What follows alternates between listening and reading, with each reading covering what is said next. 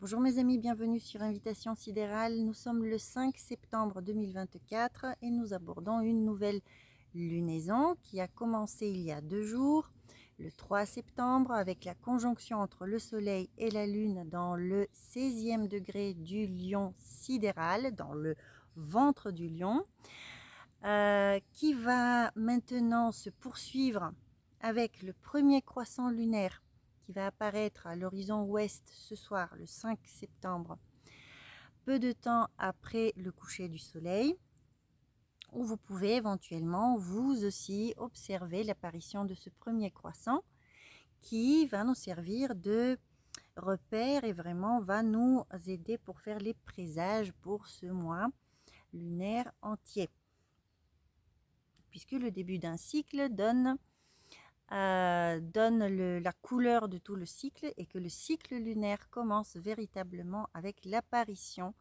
de la lune à l'œil nu, la lune visible à l'œil nu, c'est-à-dire le premier croissant lunaire. Maintenant, ce mois de septembre, qu'est-ce qu'il va nous proposer? On va analyser ensemble les 2 points principaux dont je viens de vous parler, la nouvelle lune et le premier croissant. On va examiner le moment de l'éclipse lunaire qui aura lieu le 18 septembre, ainsi que les configurations principales de ce mois-ci. Avant de commencer, j'aimerais juste vous rappeler que j'ai fait une vidéo sur les influences de Mercure pendant le mois de septembre, il y a 2 jours. Vous pouvez aller voir également cette vidéo puisqu'elle est riche en renseignements par rapport aux thématiques de Mercure qui sont très importantes pendant ce mois-ci. Et de cette façon, vous allez profiter d'un maximum de prévisions pour le mois. Voilà, maintenant, commençons avec l'interprétation de toutes ces influences astrales qui influencent le mois de septembre. Premièrement, le 3 septembre, la nouvelle lune a été en conjonction avec le soleil pour puiser dans le degré exact de cette conjonction l'impulsion nouvelle pour le mois qui va se dérouler.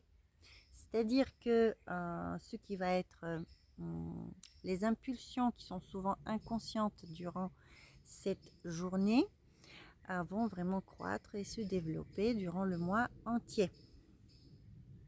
Que représente le 16e degré du Lion? C'est un degré qui se trouve au beau milieu du Lion dans son ventre.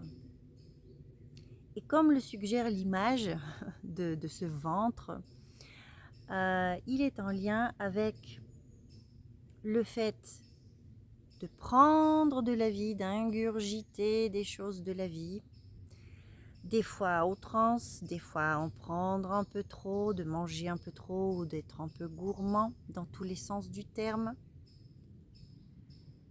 de bien remplir son ventre et que ce ventre puisse, comment dire, si on n'est pas assez modéré, puisse éclater de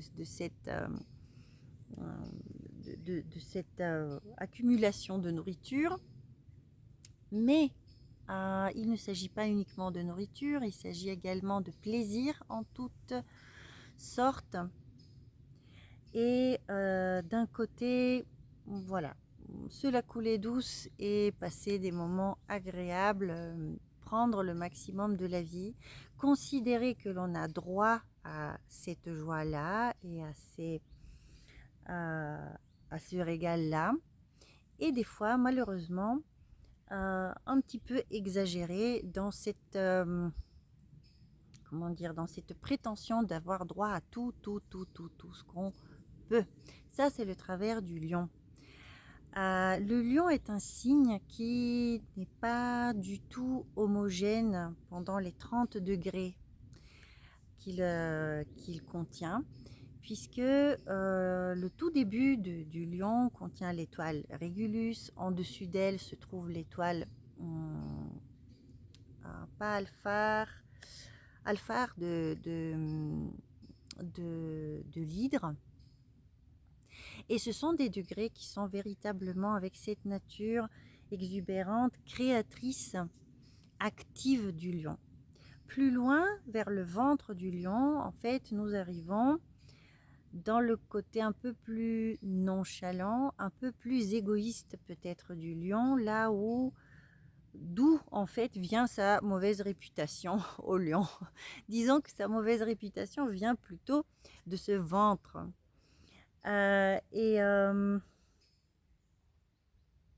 J'en parle de ces choses-là puisque ce 16e degré est aspecté par d'autres planètes, notamment Saturne qui est en face dans le signe sidéral du Verseau, et par Jupiter qui, lui, il est dans le signe sidéral du Taureau. Donc, le Soleil et Saturne sont en opposition et tous les deux font carré à Jupiter. Voilà, donc c'est la configuration principale du mois de septembre que nous allons examiner.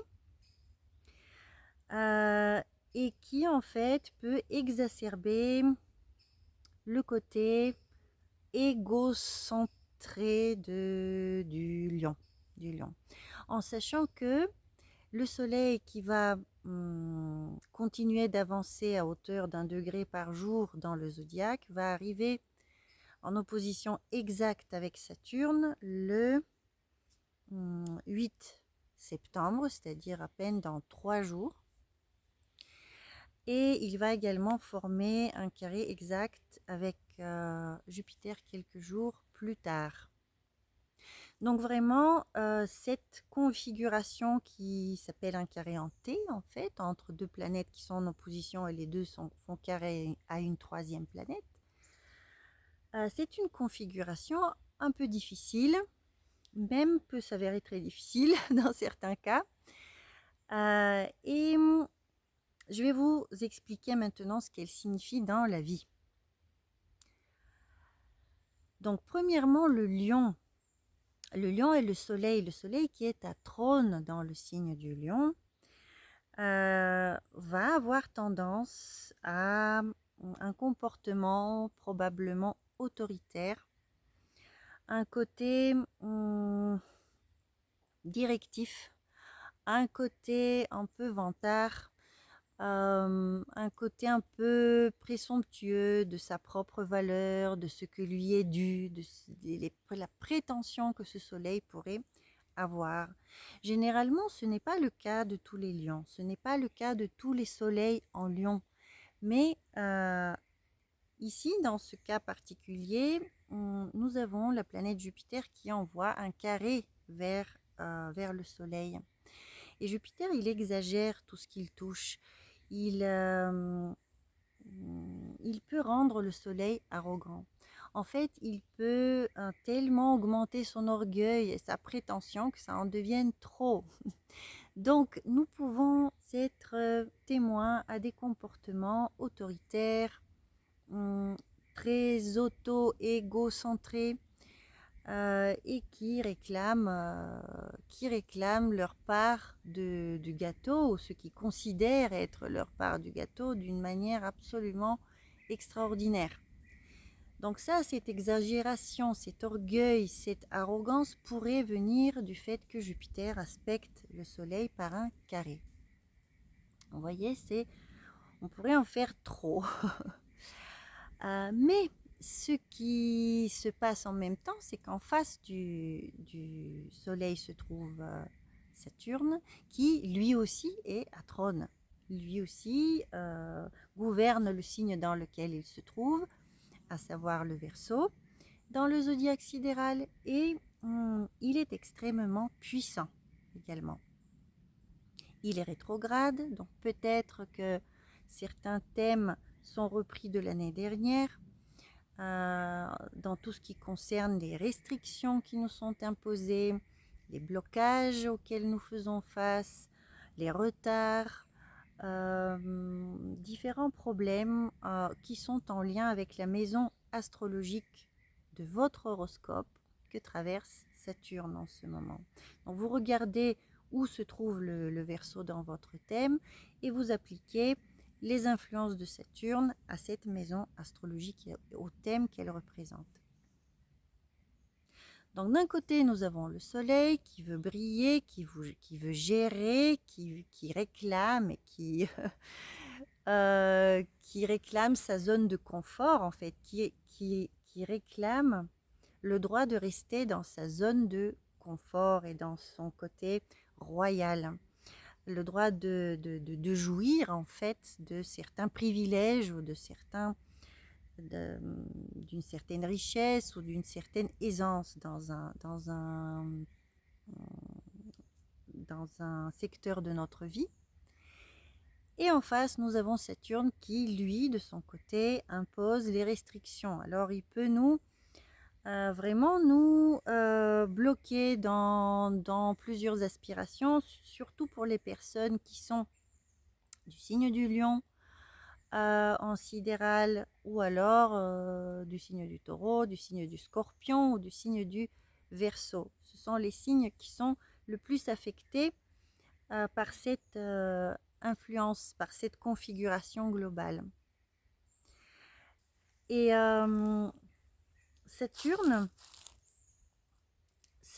en fait, il va faire savoir au Soleil qu'il n'est pas seul au monde, qu'en fait, il faut redescendre sur Terre, prendre en considération certaines réalités matérielles qui se présentent dans la vie de tous les jours, par la matière la plus épaisse et la plus brute, en fait, et par la manifestation des effets des actes passés qu'on appelle le karma. Et donc, le soleil devrait un petit peu se calmer dans ses ardeurs. Vous voyez ? Donc, il y a à la fois le désir, comme ça, de faire briller son identité, son centre et de rayonner sur le monde, et à la fois la nécessité de réprimer ce désir. Donc, il va falloir faire des concessions dans cette opposition-là. Il va falloir trouver soit un juste milieu, soit, si l'exagération a été trop grande, supprimer le tout qui a été entrepris. Ça dépend après au cas par cas pour chaque personne où elle se trouve dans cette petite histoire et de quoi il s'agit, qu'est-ce qui se joue dans cette histoire. Donc nous pouvons avoir des résultats qui sont vraiment, comment dire, dans une palette large de significations, et ça pourrait être plus ou moins fort comme dégâts. Les dégâts peuvent être plus ou moins forts. Dans les pires des cas, ça pourrait être des séparations, des graves remises en question, ça pourrait être des faillites, ça pourrait être des séparations parentales, notamment avec le père, puisque il s'agit du soleil, et donc l'archétype du père est lourdement affecté durant ce mois. Il peut s'agir d'une rupture de communication ou alors de quelque chose avec la santé, etc. etc. Bon, il est difficile de le dire comme ça en général pour tout le monde, mais la dynamique est bien là. Et puis, il y a une autre chose pour ce soleil, au moment où il va être en opposition exacte avec Saturne, il sera dans le 21e degré du Lion, tout comme Saturne dans le 21e degré du Verseau. Et dans le 21e degré de Lion se trouve une nébuleuse. Les endroits dans le zodiaque qui abritent des nébuleuses sont censés être problématiques par les anciens, par les astrologues de l'Antiquité. Ils témoignent de problèmes avec la vue à ces endroits-là, puisque la lumière à ces endroits-là est floue. En fait, il ne s'agit pas d'étoiles, il s'agit de nébuleuses. Ce sont des flous de lumière. Et par analogie, il s'agit de notre vue, puisque vous savez que les yeux capte la lumière, que c'est la fenêtre de l'âme, et que en astrologie, on opère avec la lumière. En fait, c'est notre considération principale. Nous guettons la lumière de toute, de toute façon. Donc, dans les pires des cas, il parle de cécité à ces endroits-là, d'un risque de cécité. Si par exemple, il y a telle ou telle planète à cet endroit-là, dans telle ou telle maison, dans un horoscope personnel, etc. Mais ici, je ne veux pas parler de la cécité en particulier, je veux tout simplement vous faire comprendre qu'il s'agit d'une mauvaise, en fait, une mauvaise compréhension des choses, une mauvaise connexion à l'esprit, puisque nous sommes dans une nébuleuse. Nous pourrions ne pas voir clair à cet endroit-là. Nous pouvons être dans un flou un petit peu de notre conscience, ne pas être pleinement conscient comme il faut d'une certaine problématique. Donc un soleil dans une nébuleuse avec Saturne qui est en face, voilà, ce n'est pas un moment pour commencer des choses de grande envergure. Surtout avec un Saturne qui est rétrograde d'ailleurs en face. Nous devons plutôt poursuivre ce qui a déjà été entamé. Bon, je sais que c'est la rentrée, qu'il y a des nouveaux projets, mais malgré tout, ces projets risquent d'être un peu bloqués, un peu flous, et de ne pas donner des résultats super bons. Voilà, durant ce mois-ci, et surtout si le début d'une activité se fait au moment de l'opposition, par exemple, entre le Soleil et Saturne, qui se fait le 8 septembre. Alors, Jupiter, de son côté, dans cette configuration-là, représente notre foi dans la vie, représente l'optimisme, il représente l'ouverture d'esprit, le désir d'épanouissement, de développement, de croissance, etc., etc. Il se trouve dans le Taureau, donc d'une manière assez matérielle, disons, qui a un certain lien avec la matière et les significations du Taureau. Il va influencer le Soleil, il va répondre aussi à Saturne. Il est en fait, il est mis au test de Saturne. Jupiter, dans tous ses désirs de croissance, il est soumis au test de Saturne. Jupiter et Saturne ont commencé leur cycle commun en 2020 dans le signe sidéral du Capricorne. C'était au début de la crise Covid. Maintenant, ils sont dans un carré mutuel qui est le premier test de viabilité de ce qui a été commencé en 2020. Et on arrive à un moment où il faut faire des choix, il faut laisser, il faut, comment dire, prendre la distance avec certaines choses, laisser tomber certaines choses et choisir. Choisir parmi toutes les possibilités que Jupiter pourrait nous faire miroiter. Vous voyez, tout infini comme ça de possibilités n'est plus possible. Là, c'est un moment de choix.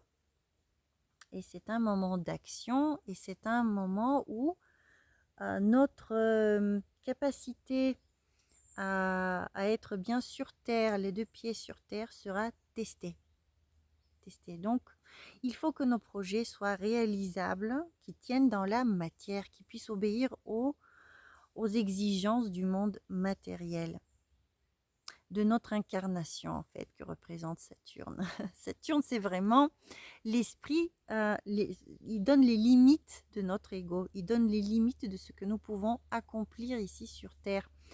Et il y a une autre signification du soleil en Lion dont j'aimerais brièvement toucher un mot, puisque le soleil, vous savez, il représente l'ego, il peut représenter l'ego, mais dans le Lion, il peut s'agir également de l'ego spirituel, ce qu'on appelle l'ego spirituel.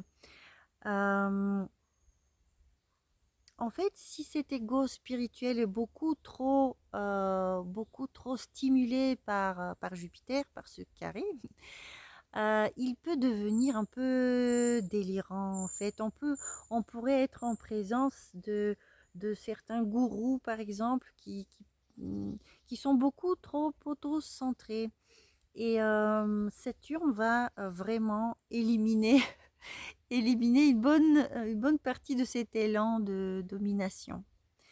Ce genre d'ego spirituel pourrait, par exemple, il est en lien avec l'orgueil en général et il pourrait nous mettre sur la voie de croire que nous pouvons tout créer, tout faire par nous-mêmes,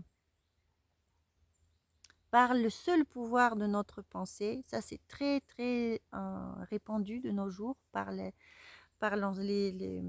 le mouvement New Age. Qu'il suffit de penser à quelque chose de très fort pour que ça se matérialise.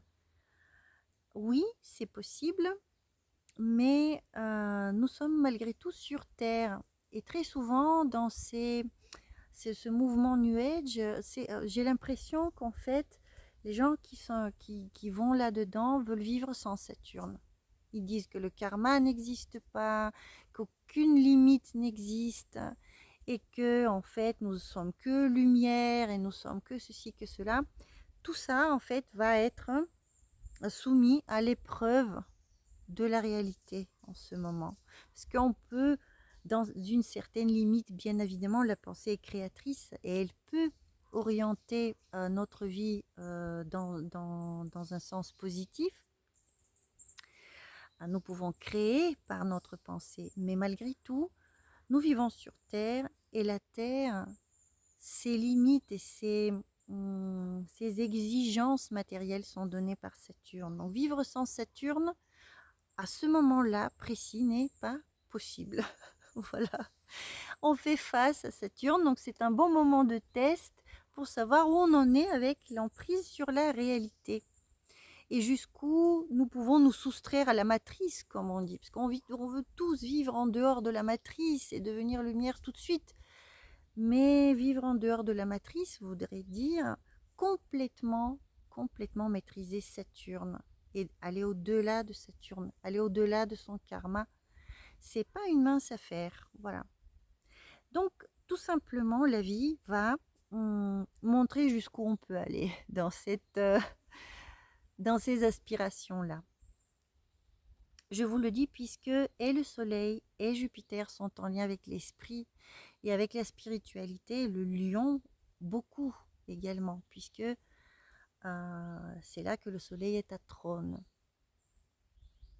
Voilà, donc probablement certaines exigences matérielles vont interférer dans les projets et les façonner de façon à ce que ça tienne dans la matrice. Il faut que la matrice puisse contenir en fait ce qui est souhaité par notre esprit. Voilà, alors un peu plus tard, durant ce mois de septembre, Mercure également va créer une opposition avec Saturne. Et cela va arriver lors de l'éclipse lunaire. Donc, nous avons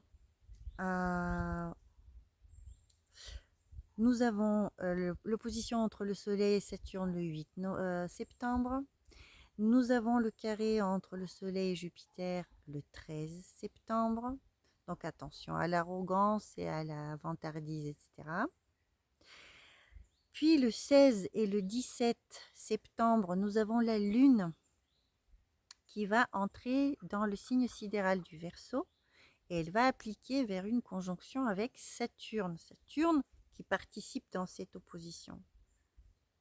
Donc là, nous allons vraiment sentir les limites. Nous allons vraiment être face aux limites, face aux certains refus, face à certaines exigences en fait. Le 16 et le 17. Et ces exigences-là peuvent aussi être tout simplement des exigences d'effort ou d'exigences de travail, des exigences d'une construction sérieuse, tout simplement réfléchir de manière extrêmement rigoureuse, planifiée, sérieuse aux choses. C'est comme dans la construction d'une maison. Là, la maison, nous sommes en train de remanier les poutres de la maison. Ben, si vous faites un petit peu, de manière un petit peu trop comme ça, présomptueuse les choses, ben, la construction, elle va pas tenir. Ça peut aussi s'écrouler. Il faut beaucoup de rigueur. Quand vous remplacez une poutre dans un bâtiment, il faut vraiment avoir une très grande rigueur, bien calculer et bien se rendre compte ce qui est possible de faire dans cette maison et ce qui n'est pas possible de faire. On peut pas, on peut dire oui, j'aurai de la chance, etc., etc. Et il suffit de créer, il suffit de demander. Oui, c'est vrai, mais malgré tout, il s'agit de poutres. Et donc,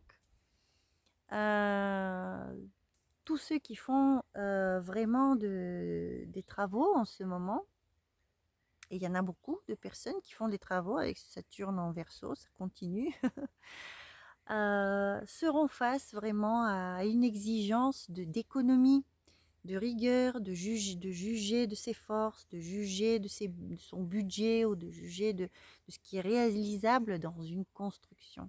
Et d'une manière analogique, nous pouvons appliquer cette image à d'autres situations dans la vie où nous devons faire tenir quelque chose. Voilà, alors, donc ça c'est le 16 et le 17, la Lune va traverser le signe du Verseau, et nous allons très fortement sentir de quoi il s'agit, que Saturne va nous parler avec un haut-parleur, comme ça. On va bien entendre son message. Et le lendemain, le 18, en fait, c'est l'éclipse lunaire du mois de septembre. Donc, cette éclipse lunaire, elle aura lieu dans le premier degré des poissons, du signe des poissons sidéral, et en face se trouvera le soleil, du coup, dans le premier degré de la Vierge en sidéral. Donc c'est la journée où le soleil change de signe. Le jour où le soleil change de signe se produit également l'éclipse lunaire. Je vais vous parler de ça. Avant de vous le dire, j'aimerais revenir à Mercure, puisque Mercure, lui, fait une opposition exacte à Saturne ce jour-là, dans le 21e degré du Lion. Et je viens de vous dire que ce degré abrite une nébuleuse, et qu'en fait, Mercure, à son tour, va se placer dans cette nébuleuse-là, et nous risquons à ce moment-là, tout simplement, un manque de logique. La logique pourrait être floue, la logique peut manquer. Nous pourrons ne plus être rationnels, en fait. Il y a quelque chose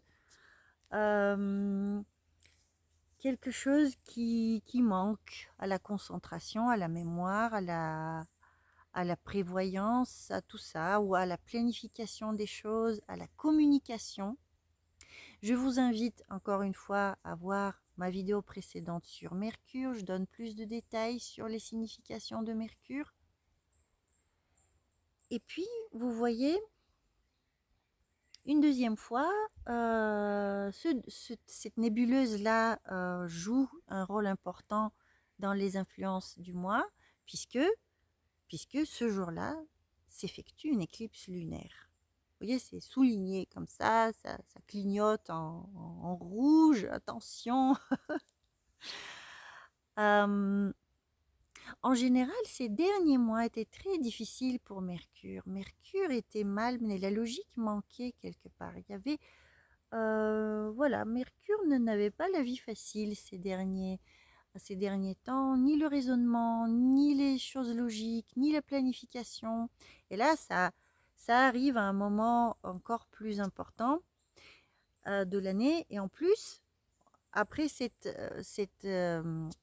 éclipse lunaire, juste 14 jours plus tard, il y aura l'éclipse solaire qui va se produire dans la Vierge avec Mercure qui gouverne la Vierge, donc à nouveau Mercure. Donc Mercure est extrêmement important en ce moment. Il revient toutes les sauces tout le temps. Donc tout ce qui touche à la logique et à la communication, à notre capacité à nous exprimer de manière claire et de manière raisonnable, de façon à pouvoir être compris en fait, et de pouvoir transmettre un message. J'espère que là, dans cette vidéo, j'arrive à vous l'expliquer. Alors, la Lune qui sera éclipsée pendant cette journée du 18 septembre, elle se trouve dans le premier degré du signe des Poissons et elle applique vers Neptune. Parce que Neptune, il se trouve, je crois, dans le 3e degré, quelque chose comme ça. Au 5e degré, dans le 5e degré. Donc la Lune, dans les Poissons, elle applique vers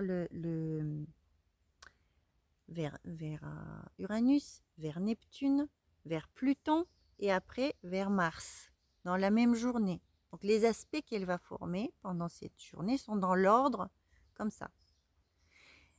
Donc tout ça pour la Lune, c'est beaucoup. Il faut dire que ce sont des énergies des fois compulsives en fait, qui sont difficiles à intégrer à la fois toutes.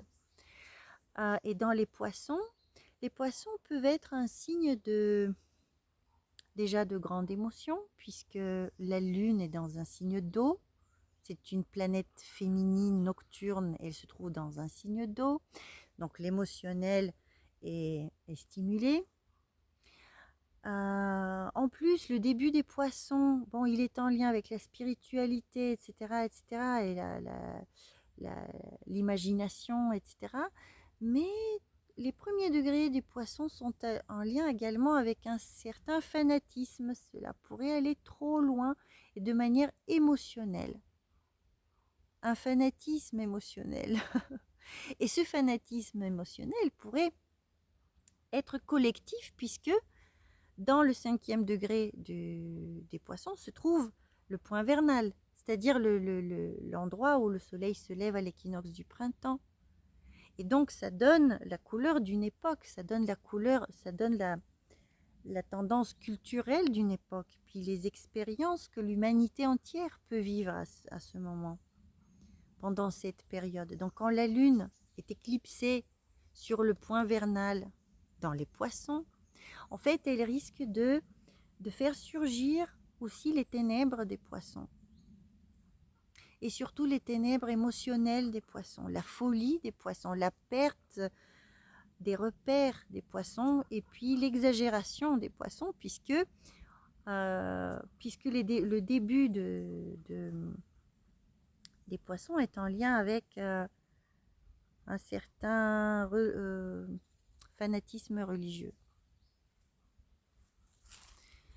Ça pourrait être extrême. En fait, le début des poissons, c'est en lien aussi avec la magie, avec des forces occultes très profondes. Il y a beaucoup de personnalités publiques et de grands pouvoirs dans le monde qui ont des planètes à ces endroits-là et qui pratiquent, à mon avis, des arts occultes à un très haut niveau. Il n'y a pas que du bon. Les poissons, c'est pas... Il faut sortir de cette image que les poissons, c'est que peace and love et que de la compassion, etc. Même si Neptune est là, que Neptune, en effet, est en lien avec la compassion, il peut également être en lien avec l'illusion. Donc nous pouvons nous faire des illusions, nous pouvons idéaliser quelqu'un ou quelque chose. L'humanité pourrait être émue à ce moment-là par je ne sais plus quel événement qui arrive. C'est difficile, c'est un moment difficile pour les femmes puisque la Lune représente les femmes.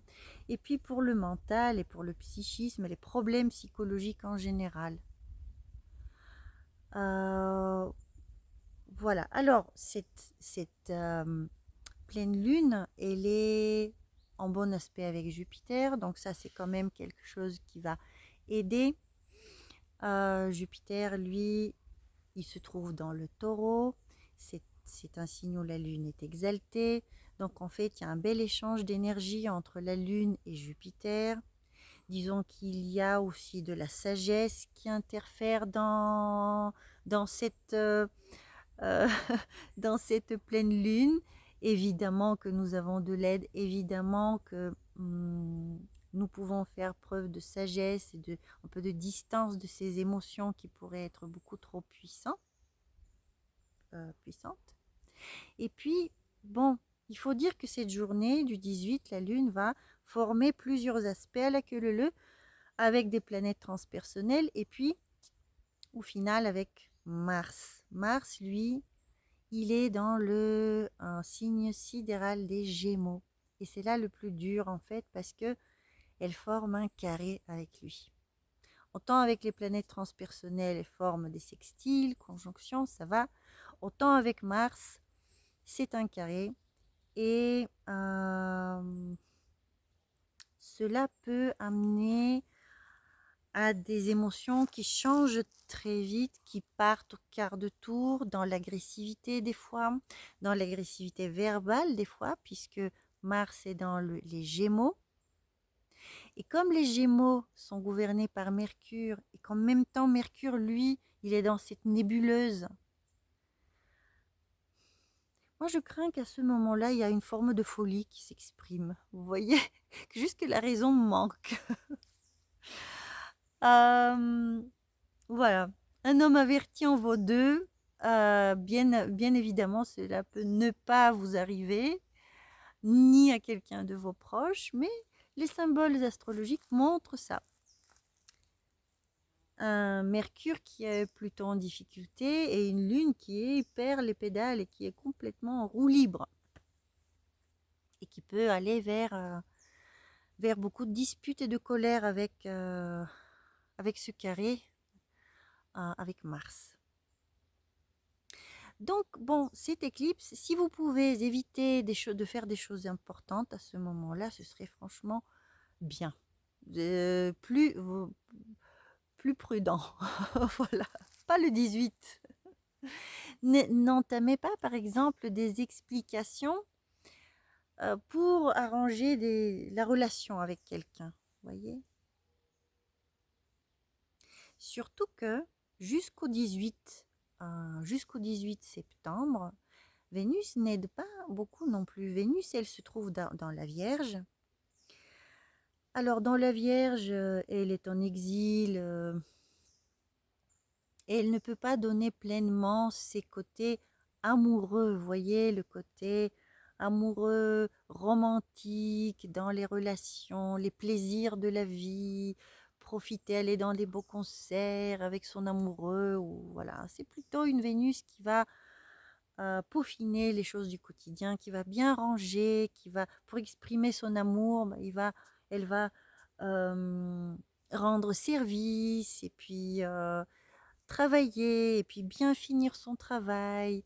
Et bon, elle est en exil tout simplement parce que cette énergie ne correspond pas à sa nature. Bon, dans certains cas, en négatif, elle peut avoir aussi un côté profiteur. C'est une Vénus qui peut calculer, hein, un peu calculatrice sur les bords pour l'amour et le profit et des choses comme ça. Ça pourrait, mais ce n'est pas obligé. Et puis, juste après cette éclipse lunaire, juste le lendemain, le 19, Vénus change de signe. Vénus passe dans la Balance, dans le signe sidéral de la Balance, dans la constellation de la Balance, où elle est à trône. Elle gouverne la Balance.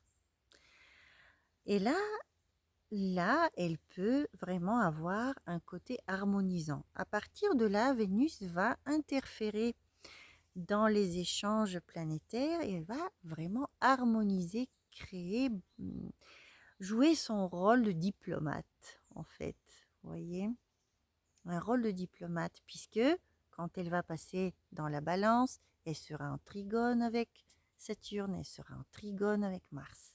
Les deux maléfiques. Donc en fait, elle va avoir une action harmonisante, adoucissante par rapport aux maléfiques.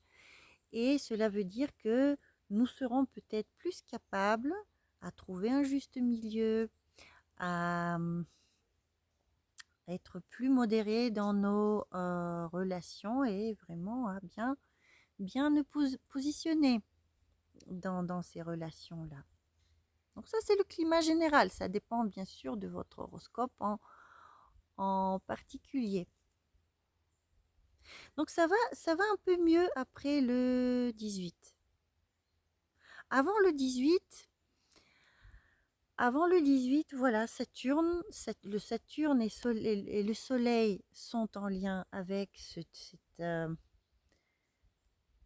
la tâche un petit peu de briser des égos qui sont trop enflammés. Donc c'est jamais trop agréable. C'est jamais un spectacle trop agréable à voir. C'est comme si, vous voyez, c'est comme si l'ego avait à la fois le besoin d'être super puissant et de croire soi-même en pleine puissance et à la fois l'incapacité de l'être. Donc ça peut rendre certaines personnes furieuses, juste furieuses.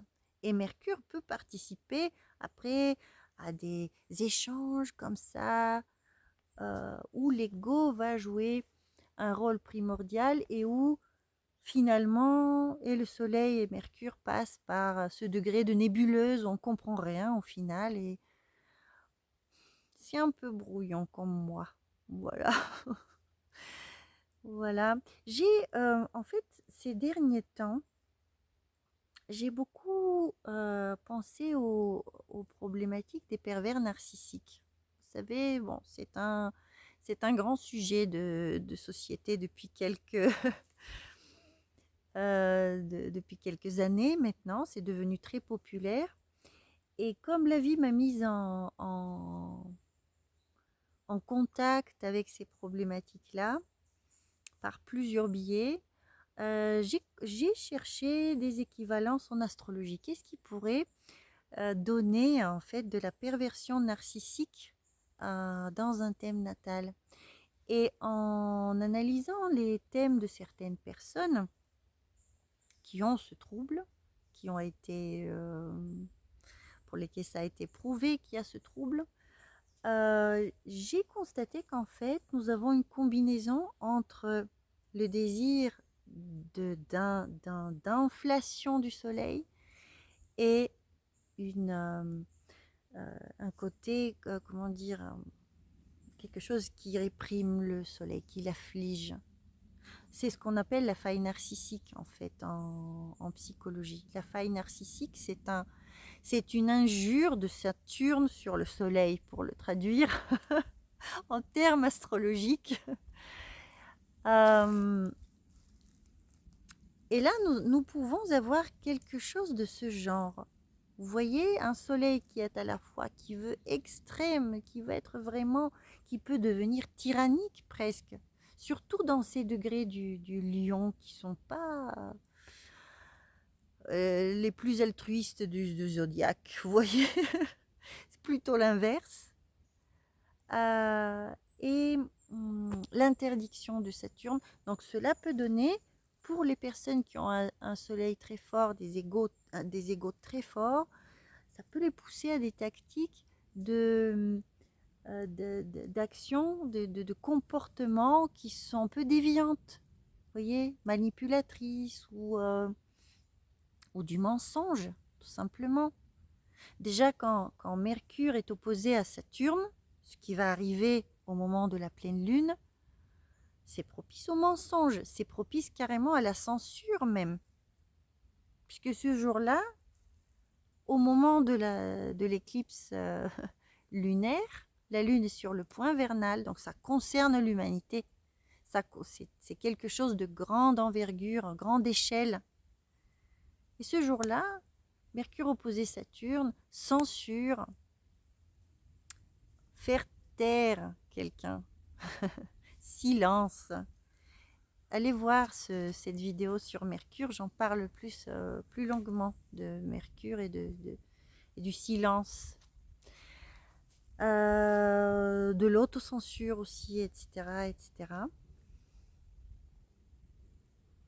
Donc, si vous êtes témoin à des situations ou si vous participez à des situations où l'ego est très, très engagé, comme ça, franchement, il vaut mieux juste se dire que la raison n'est pas au rendez-vous. Les choses qui se passent ne proviennent pas de la raison, en fait, ni de la logique. Ça vient d'autres dynamiques psychologiques, mais pas de la logique. Voilà. Voilà. Alors, qu'est-ce que j'ai noté d'autre? Le 21 septembre, Mercure devient invisible. Mais ça, je vous l'ai carrément pas dit dans la vidéo, c'est que pendant toute cette période de septembre, Mercure est visible en plus. C'était ça la vidéo que je vous avais filmée il y a 2 jours. C'était parce que Mercure est visible. Donc, Mercure va disparaître le 21. Il va devenir invisible dans le 25e degré du Lion. Et donc, vous voyez, après cette éclipse lunaire, Mercure disparaît. Donc, le principe même de communication se met en sourdine.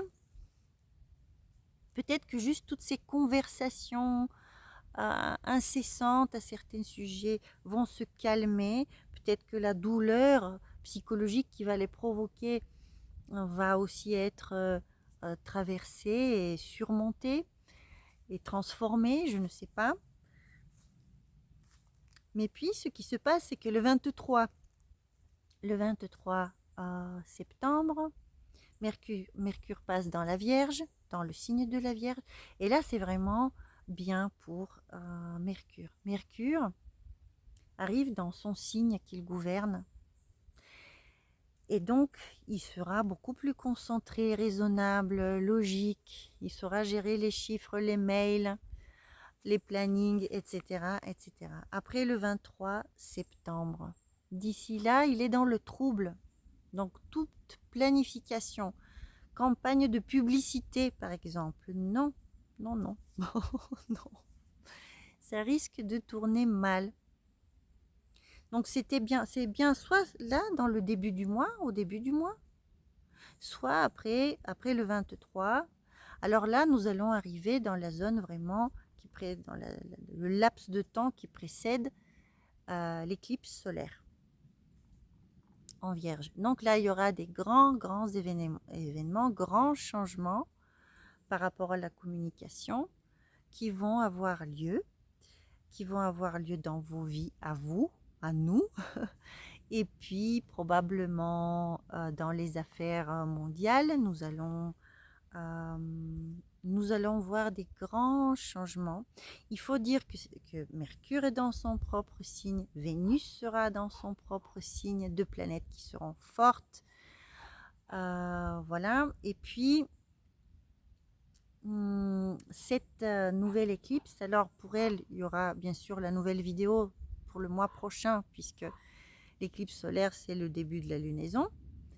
Donc, je vais vous faire une autre vidéo, mais malgré tout, j'aimerais vous dire un petit peu en amont les choses pour que vous puissiez un petit peu vous organiser éventuellement. Cette éclipse solaire dans le signe de la Vierge, gouvernée par Mercure, donc aura un lien avec les communications, déplacements, toutes sortes de liens, de voyages, le commerce, etc., etc. Le commerce, mais également les devises pour l'argent. Et elle va recevoir le carré de Mars. Mars qui est dans le signe sidéral des Gémeaux. Les Gémeaux aussi gouvernés par Mercure. Vous voyez, donc quand Mars fait un carré à Mercure, nous avons toutes sortes d'injures en fait en lien avec la communication, le fait de dire la vérité, le fait de manipuler les choses. C'est comme du piratage, c'est comme d'avoir des hackers qui vont pirater tel ou tel site de l'administration, par exemple. Vous voyez, Mars est un voyou, c'est un pirate. Et quand il attaque Mercure, alors il donne soit énormément d'énergie pour défendre ses opinions, énormément de courage, énormément de ténacité. Comme ça, en plus, ce sera sous le monde verbal que Mars va s'exprimer, puisqu'il sera dans les Gémeaux. Soit, si ça vire mal, bon, ça peut donner des mensonges, des manipulations, des calomnies, des coups bas, de la délation, des,